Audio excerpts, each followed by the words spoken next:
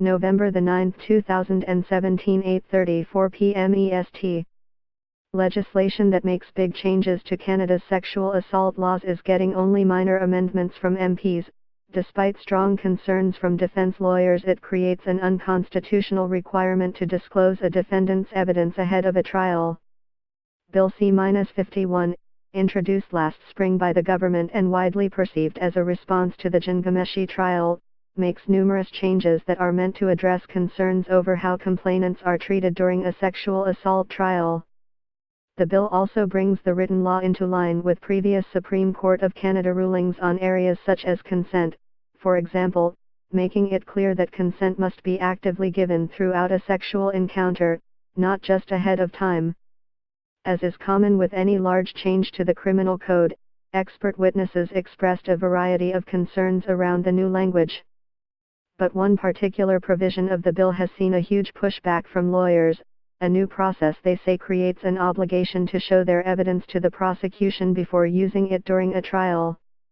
Normally, only the Crown has to disclose their evidence ahead of time. But the bill sets up an application that requires the defendant to get a judge's ruling on the admissibility of records they possess that relate to a complainant.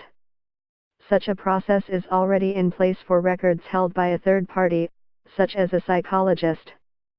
The process would apply to any form of record that contains personal information for which there is a reasonable expectation of privacy, such as diaries, medical records, and possibly even text messages, emails and social media messages.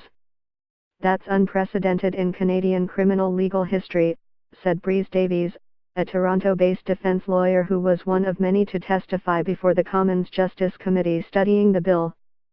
There are some areas in which the defense has to disclose some amount of their theory or some amount of an argument they may make, but there's no other context in which the defense has to disclose to the court ahead of time, and more importantly to the complainant ahead of time, what information and evidence might be used to cross-examine them, she said in an interview. Defense lawyers repeatedly told the committee the bill effectively removes their ability to expose inconsistencies in a complainant's evidence, as disclosing the records allows prosecutors to adjust their case to what's in them. The Canadian Bar Association said it questions the constitutionality of creating this disclosure obligation on an accused person, and its potential impact on the charter-protected right of an accused to make full answer and defense. Justice Minister Jody Wilson-Raybould has contested this view of the legislation, telling the committee it is simply not true to call it a disclosure requirement. These changes provide no rights to the Crown to receive evidence, nor do they mean that the defense would be obligated to hand such evidence over, she said.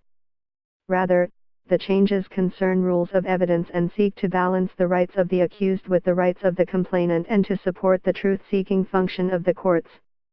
Experts testifying at the committee also expressed concern about the trial delays this new process would cause in Canada's already sluggish court system, and the fact it creates a records admission process that wouldn't be used for any other type of case, such as domestic assault.